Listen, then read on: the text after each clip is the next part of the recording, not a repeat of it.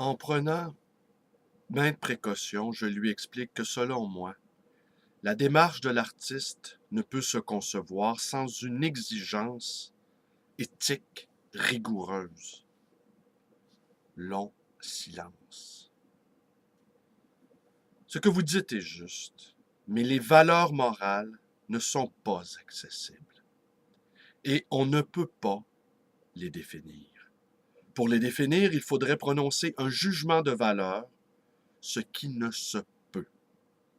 C'est pourquoi je n'ai jamais été d'accord avec cette notion de théâtre de l'absurde, car là, il y a jugement de valeur. On ne peut même pas parler du vrai, ce qui fait partie de la détresse. Paradoxalement, c'est par la forme que l'artiste peut trouver une forme d'issue, en donnant forme à l'informe. Ce n'est peut-être qu'à ce niveau qu'il y aurait une affirmation sous-jacente. Je l'interroge sur sa vie, sur la manière dont pour lui les choses se sont passées. Adolescent, il ne pensait pas devenir un écrivain. Ses études achevées, il s'engagea dans une carrière universitaire. Il fut d'abord lecteur de français à l'Université de Dublin. Mais après un an, ne pouvant plus supporter cette vie, il s'est littéralement enfui, jusqu'en Allemagne. Et c'est de là-bas qu'il a envoyé sa lettre de démission. Je me suis très mal conduit. Il vint en France. Il n'avait ni argent ni papier. Le président, Paul Doumet, venait d'être assassiné. C'était en 1932. Et les étrangers étaient étroitement surveillés. Une traduction du bateau ivre qu'il avait effectué pour une revue américaine lui rapporta quelque argent. Pour éviter d'être expulsé, il rentra à Londres. Il rêva un temps de devenir critique littéraire. Dans cette intention, il contacta plusieurs journaux, mais en pure perte. Il revint chez ses parents. Son père était effondré. Il avait dû quitter l'école à 15 ans, renoncer à faire des études, et on conçoit qu'il eut du mal à comprendre la décision de son fils. Il avait 26 ans et se considérait comme un raté. En 1933, son père meurt et cette disparition l'affecte profondément. Il hérite d'une petite somme d'argent et gagne Londres, où il loge dans un meublé et vit très pauvrement. En 1938, à la suite d'une longue période de crise, il visite l'Allemagne en train et à pied. En été 1937, il arrive à Paris, où il s'installe. Il noue des liens d'amitié avec Gire et Bram van Velde, fréquente Giacometti et Duchamp. Puis c'est la guerre. En 1942, sa femme et lui échappent de peu à la Gestapo et il se réfugie à Roussillon, dans le Vaucluse.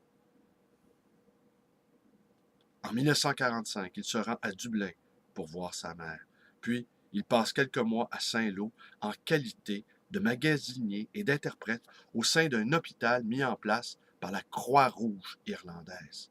En 1946, il retourne en Irlande et c'est au cours de ce séjour que survint en lui ce chamboulement qui modifia radicalement son approche de l'écriture et sa conception du récit.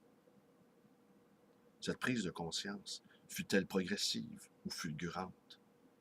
Il parle de crise, d'instant, de brusques révélations. Jusque-là, j'avais cru que je pouvais faire confiance à la connaissance, que je devais m'équiper sur le plan intellectuel. Ce jour-là, tout s'est effondré. Ses propres paroles me reviennent sur les lèvres. J'ai écrit Molloy, et la suite le jour où j'ai compris ma bêtise. Alors je me suis mis à écrire les choses que je sens. Il sourit en hochant la tête. C'était une nuit. Comme si souvent il errait en solitaire, et il se retrouva à l'extrémité d'une jetée battue par la tempête.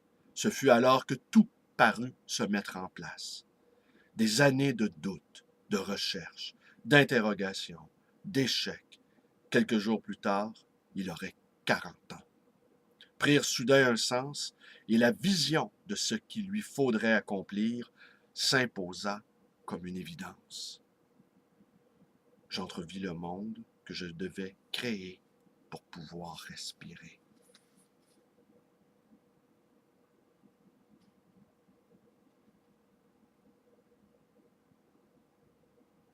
Et bien voilà. Alors c'était quoi que je vous ai lu? Je vous ai lu ceci.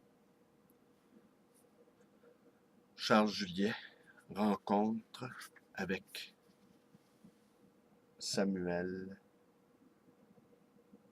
Beckett. Samuel Beckett qui nous disait qu'il fallait rester bas, au ras des choses, si nous voulions capter la rumeur ténue du monde. Si nous voulions capter la vie dans ses pulsations, les plus ténues, les plus fragiles, il fallait socialement rester bas, au ras du sol. Merci. Bonne journée.